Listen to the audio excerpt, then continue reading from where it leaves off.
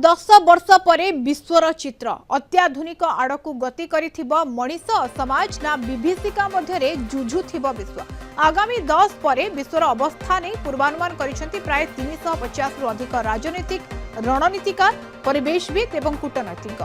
Washington विश्व व्यापार चिंतन मंडली आटलांटिक काउंसिल परिषद पक्षरु करा जायतिबा सर्वे रु आसीछि ए भयंकर चित्र आगामी 10 वर्ष अर्थात 2035 बेलकु तृतीय विश्वयुद्ध जलवायु परिवर्तन आदि उत्कट रूप नेब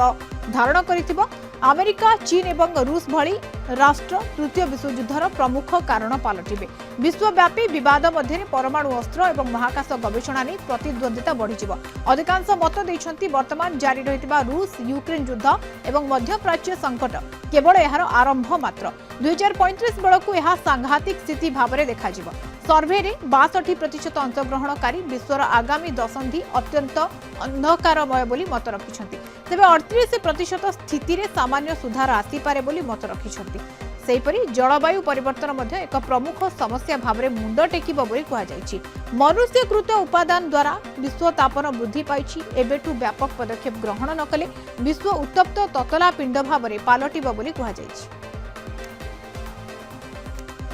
संपर्क में अधिक आलोचना करबा प्रोफेसर जयकृष्ण पाणिग्राही परिवेशविद जोड़ी होउछंती जयकृष्ण प्रोफेसर पाणिग्राही आपन को स्वागत करछि कलिंग टीवी को प्रोफेसर पाणिग्राही 2035 बेलकु विश्वर भयंकर अवस्था अर्थात 10 वर्ष भितरे विश्वर अवस्था सांघातिक हेबो एक कथा कुहा जाउछि एक रिपोर्ट रु वर्तमान समय सामना को आसुछि याकु आपन केमति देखुछंती वर्तमान विश्व दृष्टिपत्र जब देखिबा दृश्यपट जहाँ रही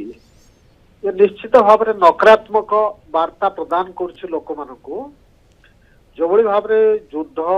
चालू रही विगत केते वर्ष धरिकी एवं बहुत क्षति साधन होची केवल आर्थिक दृष्टि नुह बहु लोकंकर जीवन जाउची एवं प्रकृति परिवेश मध्य ए प्रक्रिया नष्ट भ्रष्ट होउची आमे कहूचे प्रकृतिर सबुठु बुद्धिमान जीव होची मनीष किंतु प्रकृति अन्य जो गुणटी आमको देइछि जहाको विज्ञता बोलिक आमे कहूचे विजडम आगे दुखर परितापर विषय होछि जे मनीष एपर्यंत निज विज्ञतार प्रदर्शन करि पारु नाही केवल ध्वंस पथरे विज्ञान एवं प्रयुक्ति को प्रयोग करिकरी अधिकरु अधिक ध्वंस साधन करि चलीछे आउ द्वितीय कथाटी जहाँ आपण सूचना देले जे पृथ्वी तापमात्रा वृद्धि घटुछि एवं जलवायु मध्य परिवर्तन घटुछि तार परिणाम रे आगामी दिन रे आहुरी अधिक अर्थात आपण कहउछथि जे आगामी पीढ़ी पई हमें विपद सृष्टि करूछे जोठी मनुष्यर बुद्धि स्रष्टा दैछथि सेठी हमें बुद्धि को परिवर्तन करिवार आवश्यकता रहिछि